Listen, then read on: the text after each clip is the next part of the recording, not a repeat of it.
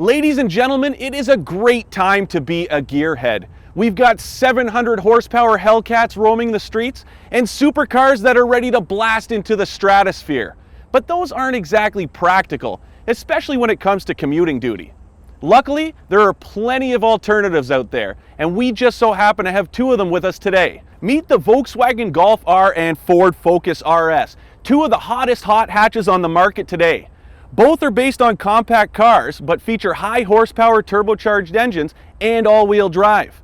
There hasn't been a more natural rivalry since Coyote and Roadrunner. But which one reigns supreme? That's what we're here to find out.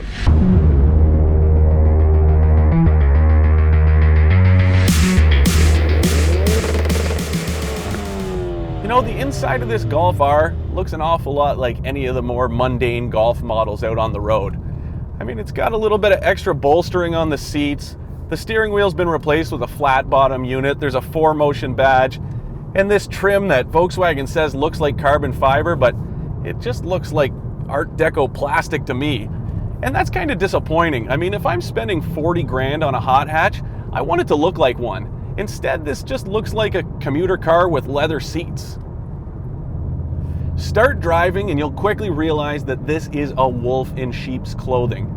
It's got the same 2-liter turbocharged 4-cylinder found in everything from the Volkswagen Tiguan to the GTI, but output's been cranked up to 292 horsepower and 280 pound-feet of torque. Our tester spins through the gears with the optional 6-speed direct shifting gearbox, and honestly, this is the transmission to go with. Yeah, it adds almost $2,000 to the price tag, but it shifts quicker than you can blink an eye and makes the car just fly. Whether you're in straights, corners, it doesn't matter. On the street, the track, it's a blast. Honestly, there's no point in even using the paddle shifters because it's smarter than any of us. Power goes down to all 4 wheels through Volkswagen's 4Motion all-wheel drive system that can send as much as 50% of the torque to the rear wheels. It's also fitted with what's essentially a brake vectoring differential to help cut understeer. Add in the adaptive damping system like the one fitted on our tester that can be set to comfort, normal, or sport, the bigger brakes, and the drive mode selector, and the Golf R can be as uneventful or as exciting as you want it to be.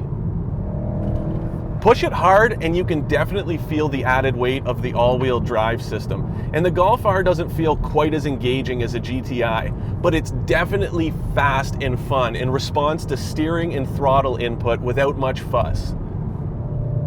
It suffers from some torque steer under hard acceleration, but it sorts itself out with a little help from your hands and rockets around with a cool confidence that's hard to match. When you're done flogging, just put the drive mode selector back into normal, and this thing just turns into a casual commuter.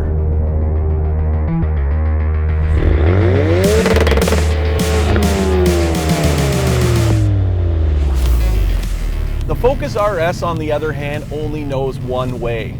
As soon as you fire it up, the rumble of the exhaust lets you know exactly what it's all about.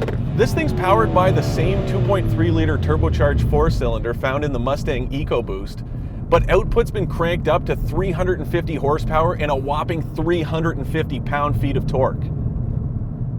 Power gets to the torque vectoring all-wheel drive system through a slick shifting 6-speed manual gearbox, and a drive mode selector lets you adjust just about any aspect of the car you'd want. Yes, it's got a drift mode. No, I'm not going to use it on the street.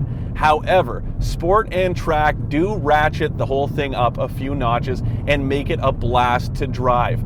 It adjusts everything from the suspension and all-wheel drive to the engine tuning and the exhaust note for added excitement that you just don't get in many other cars.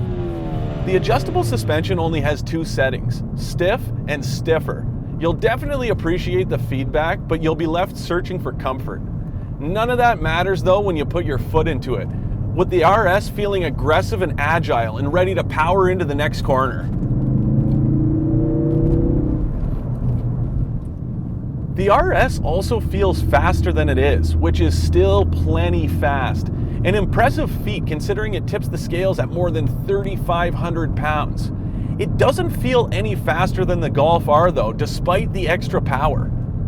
You know, these big shoulders are great for carrying the weight of the AutoGuide team, but not so much for squeezing into the tight bolsters of these Recaro seats. They're comfortable and supportive and keep you sliding around too much during cornering, but their cozy confines definitely remind me of the seats in the Fiesta ST. The interior of the RS also reminds me an awful lot of the Golf Rs in that it's hard to tell it apart from almost any other Focus on the road.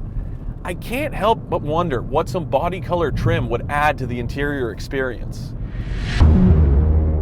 When it comes to outward appearance, these two take very different approaches. Where the Golf R is understated, the Focus RS is in your face. If you're looking for a sleeper, the Golf is it. On the other hand, the Focus is about as loud visually as it is at redline, and definitely takes a little getting used to.